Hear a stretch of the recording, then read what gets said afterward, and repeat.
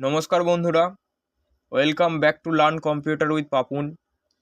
আজকের ভিডিওতে আমরা জানব কম্পিউটার শাটডাউন করার সঠিক নিয়ম।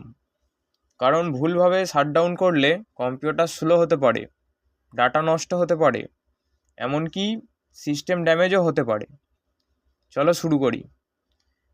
অনেকে ভাবেন কম্পিউটার তো বন্ধই করছি, যেভাবেই করি না কেন কী আসে যায়। কিন্তু সত্যিটা হলো ভুলভাবে শাটডাউন করলে সফটওয়্যার ড্যামেজও হতে পারে, উইন্ডোজ কারাপ্ট হতে পারে, হার্ড ডিস্কের ওপর চাপ পড়ে। তাই কম্পিউটার শাটডাউন করারও একটা প্রপার রুল আছে। চলো স্টেপ বাই স্টেপ দেখি। প্রথমে আমাদের ডেস্কটপের ওপরে মানে স্ক্রিনের ওপরে যেসব কাজগুলো এখানে যেগুলো ওপেন আছে সফটওয়্যারগুলো, এগুলোকে প্রথমে ক্লোজ করতে হবে। ক্লোজ করার আগে এগুলোকে আমি সেভ করে নেব। এখানে গেলাম, সেভ অ্যাসে ক্লিক করলাম, কেননা এটা আমার আগেও সেভ করা আছে, তোমাদের দেখানোর জন্য আমি আর একবার সেভ করলাম। ওই জন্য সেভ অ্যাসে ক্লিক করলাম। এখানে ফাইলে গিয়ে লোকেশানটা সিলেক্ট করে নিই। আমি ধরো এখানে লোকাল ডিস্ক এফে সেভ করব। নামটা একই থাক, বা আমি এখান থেকে চাইলে পাল্টেও দিতে পারি। নাম পাল্টে দিলাম, এমএস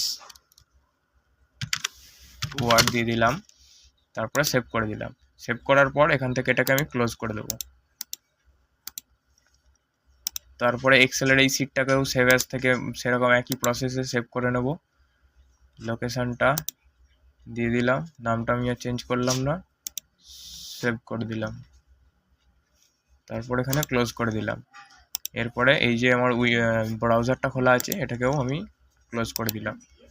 এখানে আরেকটা আমার এই যে সফটওয়্যার খোলা আছে ওবিএস, এটাকেও বন্ধ করে দিতে হবে, কিন্তু এটা বন্ধ করলে আমার রেকর্ডিংটা বন্ধ হয়ে যাবে, তাই বন্ধ করলাম না। এরপরে ফাঁকা জায়গায় এসে রাইট ক্লিক করে দুবার রিফ্রেশ করে নেব। তারপর এখানে কোণে যাব, কোণে স্টার্ট বাটনে ক্লিক করে পাওয়ার অপশান থেকে শাটডাউনে ক্লিক করলে শাটডাউন হয়ে যাবে। এটাই হলো সেফ শাটডাউন মেথড। একটু অপেক্ষা করো, কম্পিউটার পুরোপুরি বন্ধ হয়ে গেলে তারপর যাদের ইউপিএস আছে তারা ইউপিএসের সুইচ বন্ধ করো এবং তারপরে পাওয়ার সুইচ অফ করো।